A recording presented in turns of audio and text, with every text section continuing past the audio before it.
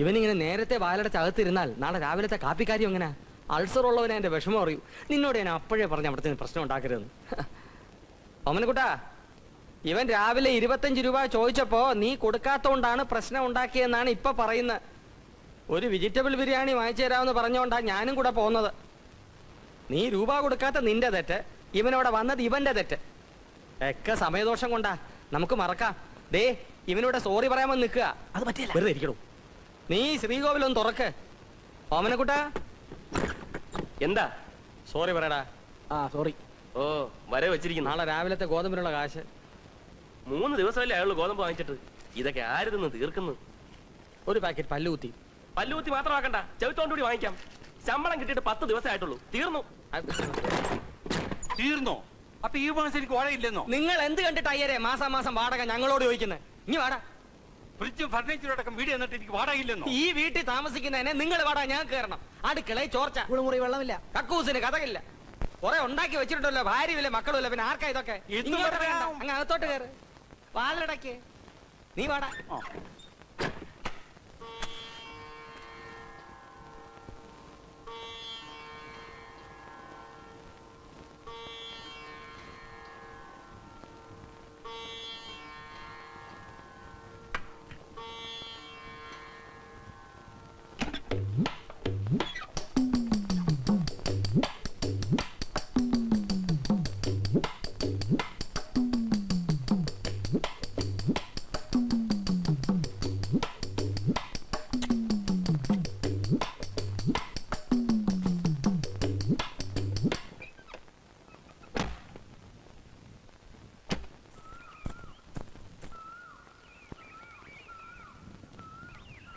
Good morning ஐயா. Morning ஒன்றும் வேண்டாம், வாடாதான் மதி.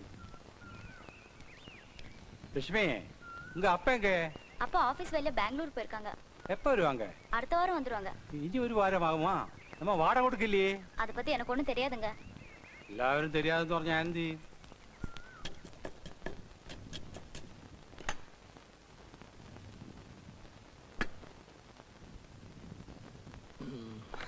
ചെറിയാച്ചോ, ഞാനേ ഇത്തവണ എടുത്ത ലോട്ടറി ടിക്കറ്റിന്റെ തലയിലെടുത്ത് പത്രത്തിൽ വന്നിട്ടുണ്ട്.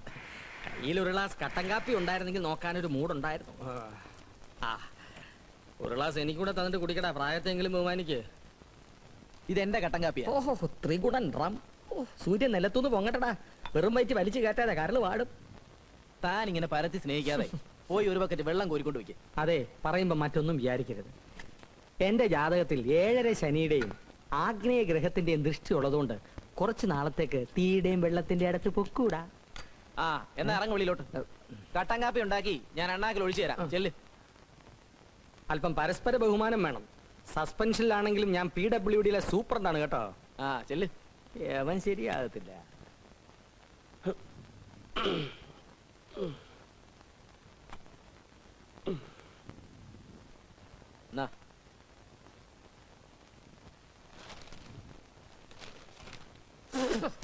ഇതെന്താടാ കാടി വെള്ളം പോലെ ഇരിക്കുന്നത്? പഞ്ചാരയില്ലെങ്കിൽ കട്ടൻ കാപ്പി ഇങ്ങനെ.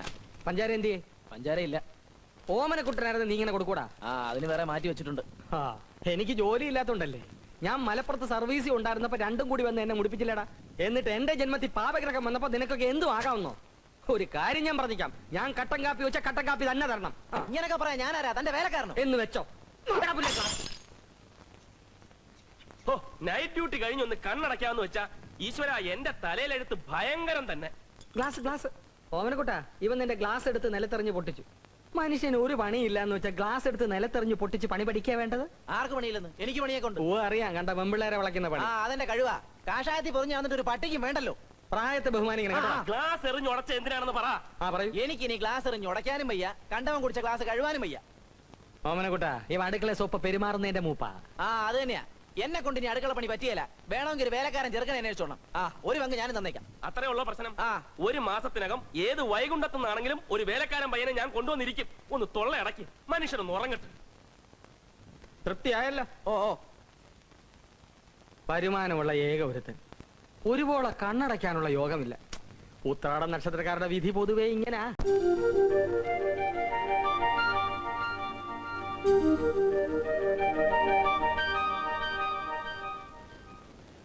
റഹ്മാൻ സാർ ഒരു ഗ്ലാസ് വെള്ളം കുടിച്ചാട്ടെ. ഡാ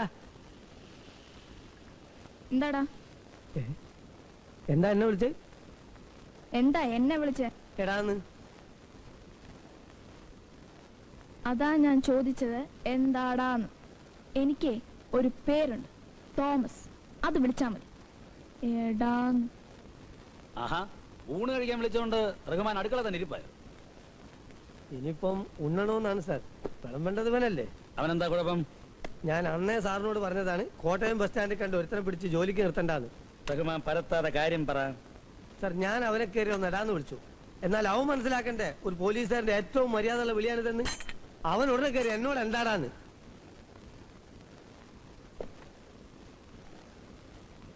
അവൻ അങ്ങനെ വിളിച്ചു? വിളിച്ചു സാർ, ചോദിക്കും. തോമസ്,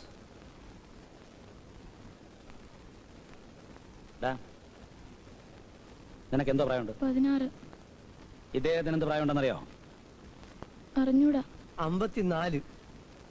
എടാ നങ്ങേരി വിളിച്ചാൽ എന്താടാന്ന് നീ വിളിക്കൂ. പോ ചോളമ്പ്.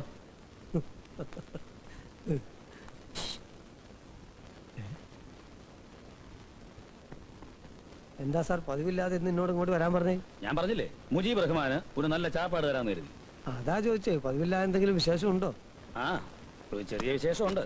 എനിക്ക് ട്രാൻസ്ഫർ ആയി. എങ്ങോട്ട്? ദത്തമംഗലം.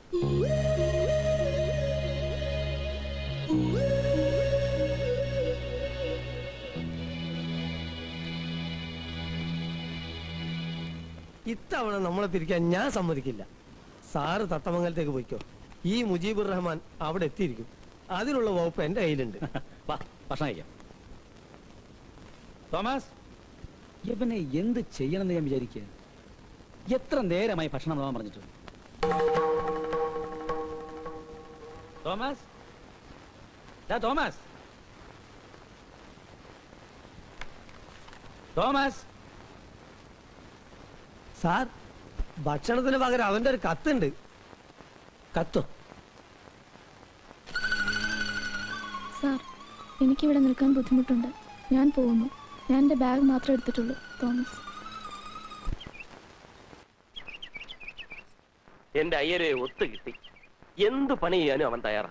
അവനൊന്ന് രക്ഷപ്പെട്ടാ മതി. എന്തും കൊടുക്കാൻ ഞാനും തയ്യാറാ. ആ ചെറിയാന്റെയും പിഷാരടിയുടെയും കയ്യിൽ നിന്ന് ഒന്ന് രക്ഷപ്പെട്ടാ മതി. രാവിലെ ഇവിടെ കുത്തിയിരുന്ന് ജാതകം വായിക്കാതെ എന്നെ ഒന്നും സഹായിക്കും. നിങ്ങൾക്കൊക്കെ ദോശ വിട്ട് തീർക്കാനുള്ളതല്ല എന്റെ ജീവിതം. എന്നാര് പറഞ്ഞു? തൽക്കാലം ഞങ്ങൾക്ക് വേണ്ടി ദോശ ഇടുക എന്നുള്ളതാണ് നിന്റെ കർമ്മം, ജാതകയോഗം. ദോശ ഇരുന്ന് അടുക്കളയോട്ടിൽ അവിടെ കിടന്ന് കഴിയട്ടെ. അതാണ് നമ്മുടെ വീട്. നീ നേരെ അടുക്കളയിലോട്ട് എന്നൊരു ചായ ഇട്ടോ.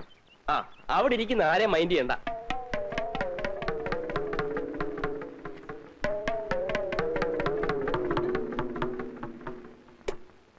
നീ ഏതാടാ? എടാ കൊച്ചനെ, നീ നല്ലോണം ആലോചിച്ചോ? വീട് മാറി കയറിയതാണോ? അല്ല, ഞാൻ ഈ വീട്ടിലേക്ക് തന്നെയാ വന്നത്. എന്നോട് പറഞ്ഞു ആരോടും മിണ്ടാ അടുക്കളയിൽ ചെന്ന് ചായ ഇട്ടോളാൻ. ആര്? മറ്റേ ചേട്ടൻ. മറ്റേ ചേട്ടനോ? അതെ, ഈ ചേട്ടൻ. നിങ്ങൾ എന്റെ ഒരുങ്ങൊന്ന്.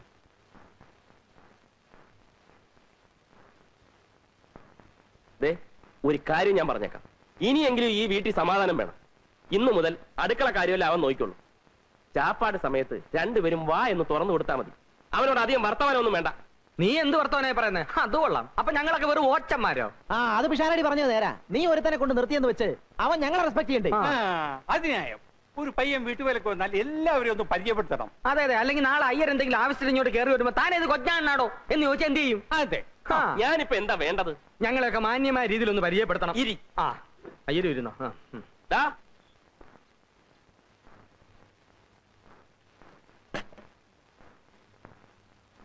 ഇന്നു മുതൽ നിനക്ക് 3 ചേട്ടന്മാരാണുള്ളത്. 3 അല്ല 4. 3 ചേട്ടന്മാരും ഒരപ്പൂപ്പനും. എല്ലാവരെയും നീ ഒരുപോലെ കാണണം, സ്നേഹിക്കണം, അനുസരിക്കണം. എന്താണ് അതിന്റെ പേര്? രാംകുമാർ ചെങ്ങമനാട്. നീ ചെങ്ങമനാട് മൊത്തം മേടിച്ചോ? അല്ലേലും രാംകുമാർ എന്നൊക്കെ വിളിക്കാൻ വലിയ പാടാ. വല്ല IAS ഓഫീസറെയും വിളിക്കുവാന്ന് ചോദിച്ചു. നമുക്കിവനെ രാമാന്ന് വിളിക്കാം. വിളിക്കാനൊരു സുഖമുണ്ട്, പുണ്യവും കിട്ടും. രാമ രാമ. അത് മതി. എന്താടാ എന്റെ നക്ഷത്രം? ചിത്തിര. എന്താ?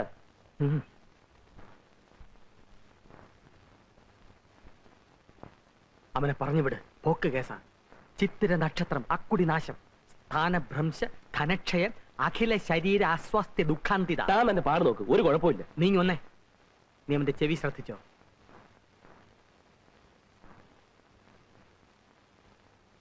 ആനച്ചെവിയാണ്, അതായത് കൃത്യബോധവിഹീനൻ. നിനക്ക് മനസ്സിലാകുന്ന ഭാഷയിൽ പറയാം, ഗജ ഫ്രോഡ്. അത് ഞാൻ നോക്കിക്കൊള്ളാം. എല്ലാം സാറ് നോക്കിക്കൊണ്ടാ മതി. തൽക്കാലം അവനൊന്ന് പണി ചെയ്ത് തുടങ്ങട്ട്. എങ്ങനുണ്ട് ഊണ്? കൊള്ളാം. എന്നാ കൊള്ളുകാല. കന്നാലിക്ക് കൊടുക്കുന്ന പോലെ ചേനയും വാഴയ്ക്കും കണ്ടം തുണ്ടമായി വെട്ടിയിട്ട് പുഴുങ്ങി അവിയലാകില്ല കേട്ടോടാ. അങ്ങനെ അങ്ങ് ആക്ഷേപിക്കൊന്നും വേണ്ട, അവൻ നന്നായിക്കോളും. പണ്ട് എനിക്ക് അൾസറ, എനിക്ക് എന്റെ ആരോഗ്യം നോക്കിയേ പറ്റൂ. എന്നാ എനിക്ക് എന്റെ ആരോഗ്യം നോക്കിയേ പറ്റത്തുള്ളൂ. എനിക്കിനി കണ്ടവനെ ക്ലാസ് ഇടാൻ പറ്റിയല്ല.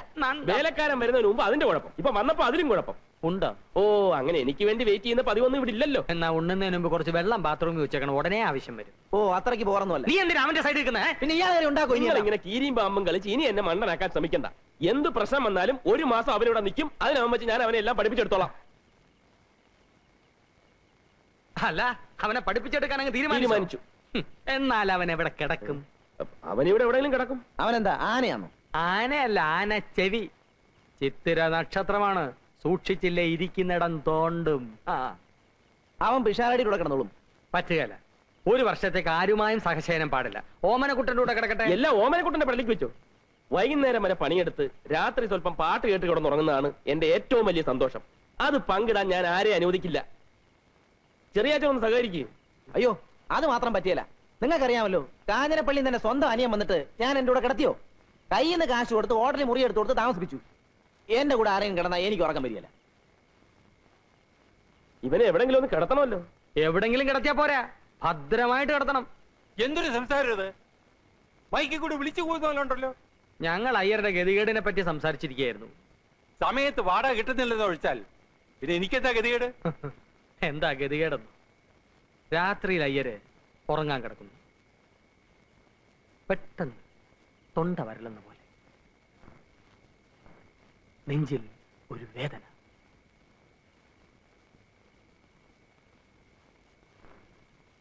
സംഭവിക്കാൻ വേണ്ടി പറയുന്നതല്ല. അയ്യർ കാലിയാകാൻ പോകുന്നു. ഒരു ഗ്ലാസ് വെള്ളം വേണം. എന്ത് ചെയ്യും? ഞാൻ പറഞ്ഞു ശരിയല്ലോ ഓമനക്കുട്ടാ? ശരിയാണോ എന്ന് ചോദിച്ചാ അങ്ങനെ സംഭവിക്കാവുന്നതേ ഉള്ളൂ. പക്ഷേ നമ്മൾ മൂന്നുപേരും ഉള്ളപ്പോ അങ്ങനെ സംഭവിക്കാൻ പാടില്ല. അതുകൊണ്ടാ ഞാൻ നേരത്തെ പറഞ്ഞേ. ഉടനെ നിങ്ങൾ എന്നെ കടിച്ചിറാൻ വന്നില്ലേ? രാമ,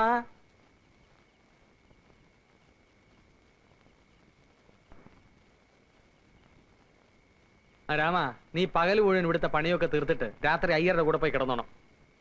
പോത്തുപോലെ കിടന്ന് ഉറങ്ങാനല്ല. നട്ടപ്പാതിരേക്ക് അങ്ങേർക്ക് വല്ല വിമ്മിഷ്ടമോ ശ്വാസം മുട്ടലോ വന്നാൽ കൂടെ കൂടെ പറയുന്നത് പയ്യന് മനസ്സിലാകണ്ടേ അയ്യരെ? വന്നാൽ ഉപകരിക്കാൻ വേണ്ടിയാ.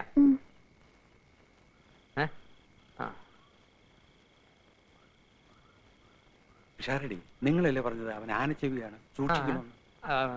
ശുദ്ധ ബ്രാഹ്മണന്മാർക്ക് അതൊന്നും ഏശയില്ല. പിന്നൊരു കാര്യം, അവന്റെ രണ്ട് കൈകളും ഒന്ന് സൂക്ഷിച്ചു. അതെന്താ? അവന്റെ കയ്യിലിരിപ്പ് അങ്ങനെ. രാമ, നീ ചെല്ലേ. പോ. വാടാ, വാ. രാവിലെ ഇനി എത്തിയേക്കണേ. അയ്യരെ അവന് പുതയ്ക്കാൻ ഒരു കമ്പിളി കൊടുത്തേക്ക്.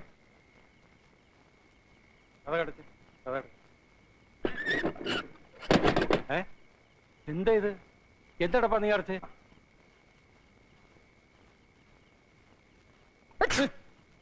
എന്താ ഇത്? ഞാൻ തുമ്മിയതാ.